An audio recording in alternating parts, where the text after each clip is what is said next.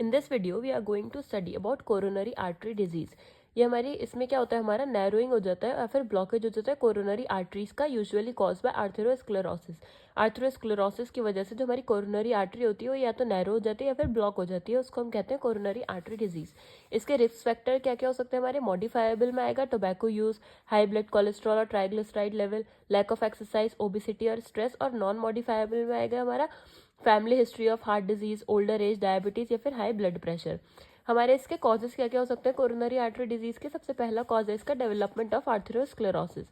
Coronary artery disease is thought to begin with damage और injury in the inner layer of coronary artery sometimes as early as childhood. जब हमारी inner layer of coronary artery की damage हो जाएगा या फिर उसमें कोई भी इंजरी हो जाएगी एज अर्ली एज चाइल्डहुड में, तो हमारा उससे हमारा आर्थेरोस्क्लेरोसिस डेवलप हो जाएगा, जिसकी वजह से हमें कोरोनरी आर्टरी डिजीज हो सकती है।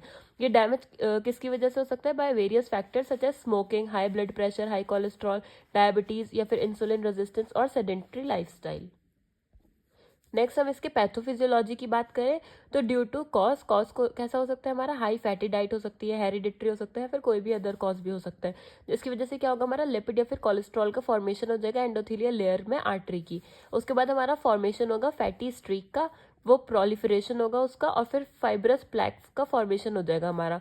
पार्शियल या फिर कंप्लीटली ब्लॉक हो जाएगी हमारी कोरोनरी आर्टरी। अब हम इसके सिम्टम्स की बात करें तो हमारे कार्डियोवास्कुलर सिम्टम्स क्या क्या होंगे हमारे? एंजाइना पेक्टोरिस होगा, मतलब चेस्ट में पेन होगा हमारा, इस्चीमिया हो जाएगा, लो कार्डियक आउटपुट होगा हमारा, ब्रेडिकार्डिया या टेकीकार्डिया हो सकता है, मायोकार्डियल इन्फाक्शन होगा हमारा, डायाफोरेसिस होगा, मतलब बहुत ज़्यादा स्वेटिंग होगी, ईसीजी में चेंजेस देखने के लिए मिलेंगे हमें, और हमारा एरिथमिया हो जाएगा।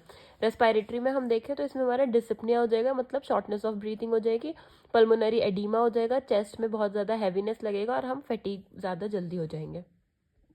नेक्स्ट हम जेनाइटो यूरिनरी में बात करें तो इसमें हमारा यूरिनरी आउटपुट डिक्रीज हो जाएगा और उसकी वजह से हमारा कार्डियोजेनिक शॉक भी हो सकता है। गैस्ट्रोइंटेस्टाइनल की बात करें तो हमें नोजिया और वॉमिटिंग जैसा फील होगा।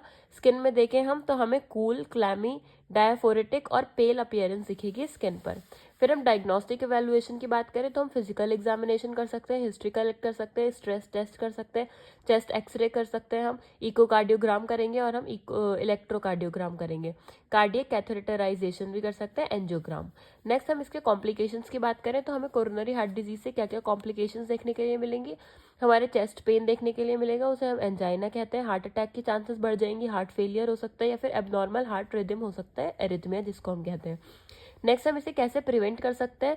स्मोकिंग क्विट करके, control condition such as high BP और हाई कोलेस्ट्रॉल और डायबिटीज, हम फिजिकली एक्टिव रहे तो हमें कोरोनरी आर्टरी डिजीज होने के कम चांसेस है। हम लो फैट वाला खाना खाएं और हम लो सॉल्ट डाइट लें that rich in fruit, vegetables and whole grains. हम हेल्दी वेट मेंटेन करें, रिड्यूस करें और मैनेज करें हम अपने स्ट्रेस को।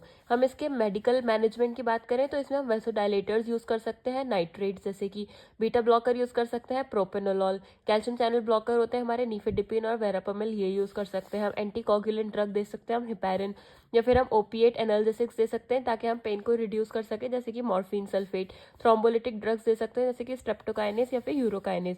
सर्जिकल मैनेजमेंट में अगर हम बात करें तो इसमें हम एंजियोप्लास्टी करा सकते हैं या फिर हम स्टेंट प्लेसमेंट करा सकते हैं, परक्यूटेनियस कोरोनरी रिवस्कुलराइजेशन।